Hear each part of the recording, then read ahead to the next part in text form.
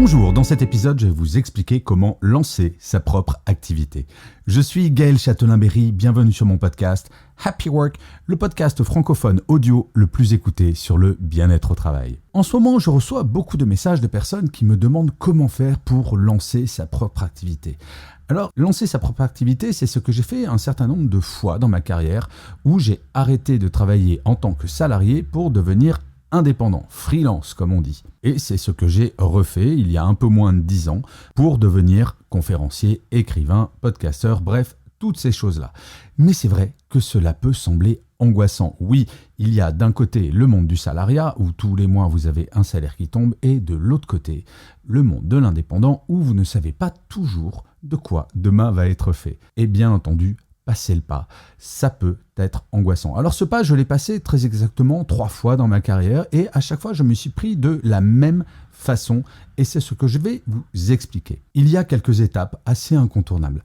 La première étape, c'est de vous poser la question de quelle est votre motivation pour devenir indépendant ou lancer votre activité, car cela peut être une entreprise également et pas forcément une aventure seul. Est-ce que c'est pour un besoin d'autonomie? Est-ce que c'est parce que vous avez une véritable passion dans un domaine que vous ne pouvez pas exploiter dans votre travail actuel? Bref, la question c'est est-ce que vous êtes profondément convaincu que votre vie professionnelle sera extraordinaire si vous vivez du projet que vous avez en tête? Car on ne va pas se mentir, se lancer en tant qu'indépendant ou en tant qu'entrepreneur, tout n'est pas rose du jour au lendemain. On voit le point A, notre idée, et on voit très bien le point d'arrivée, le point B, quand tout fonctionne. C'est rarement une ligne droite. Il y a des phases de découragement, il y a des surprises, il y a des changements. Et c'est ça qui est formidable dans l'entrepreneuriat ou dans le fait de se lancer en tant qu'indépendant, c'est que tout peut changer. Par exemple, moi, quand je suis devenu indépendant, je me disais j'allais écrire des livres et faire des conférences. Puis c'est ajouté le podcast, tous les contenus que je peux faire sur les réseaux sociaux. Bref, plein d'activités qui se sont ajoutées petit à petit jusqu'à très récemment l'idée de faire un one-man show que je vous proposerai très probablement à partir du mois de janvier. Bref, il faut avoir une idée précise de ce que vous voulez faire. Alors, si jamais vous êtes français, depuis 2008, la loi a changé et vous avez tout à fait le droit d'être salarié et d'avoir une activité en parallèle. Bien entendu, il ne faut pas lancer une activité concurrente à votre entreprise, car là, il est probable que votre employeur soit un petit peu fâché. Mais n'hésitez surtout pas à parler de votre projet avec votre manager. Tant que vous faites votre activité de salarié telle que définie dans votre contrat de travail, tout va bien. La loi de 2008 autorise à avoir un statut d'auto-entrepreneur en plus de son statut de salarié, tant qu'il n'y a pas, encore une fois, de concurrence entre les deux activités. Cela va de soi. Et ensuite, dans un premier temps, il va falloir tester cette activité. Et c'est ça qui est extraordinaire en pouvant cumuler dans un premier temps les deux. Alors oui, cela va demander de l'énergie, bien entendu, mais je déconseille toujours aux personnes qui veulent se lancer de tout plaquer et de se lancer à corps perdu en se disant c'est forcé, ça va marcher.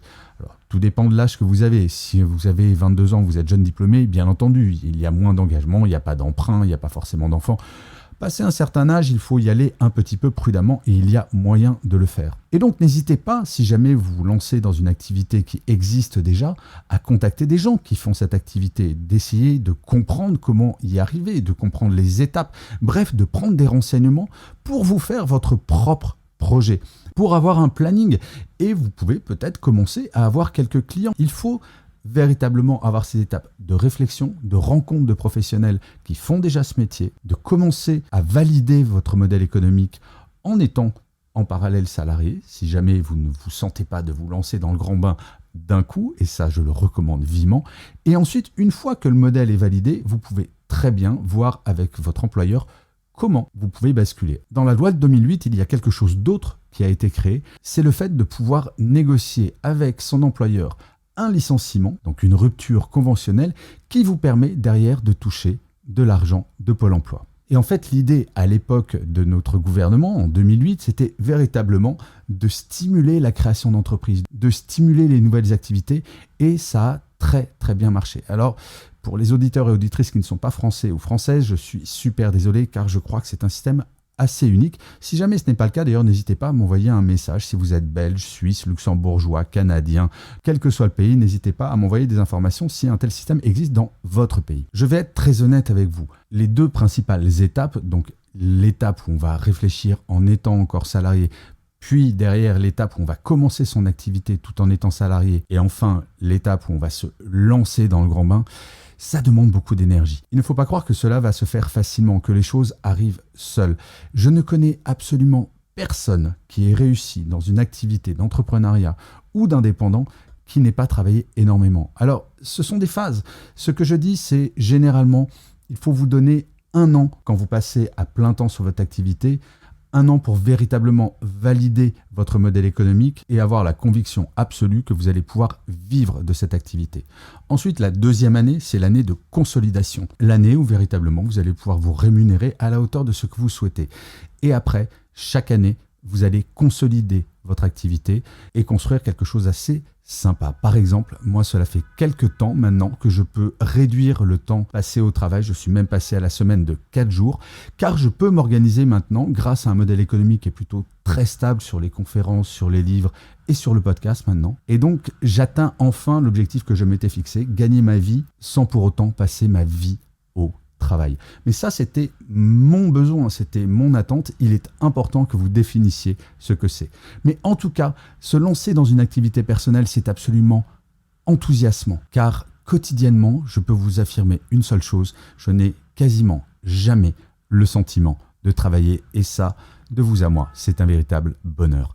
Donc maintenant, eh bien, il n'y a plus qu'à. Tenez-moi au courant si vous vous lancez dans une activité, ça m'intéresse énormément. Je vous remercie 1000 fois d'avoir écouté cet épisode de Happy Work ou de l'avoir regardé si vous êtes sur YouTube. N'hésitez surtout pas à vous abonner sur votre plateforme préférée, à mettre des pouces levés, des étoiles, des commentaires, à partager cet épisode. C'est comme cela que Happy Work durera encore très longtemps et en plus, de vous à moi, à chaque fois, cela me fait très plaisir. Je vous dis rendez-vous à demain et d'ici là, plus que jamais, prenez soin de vous. Salut les amis.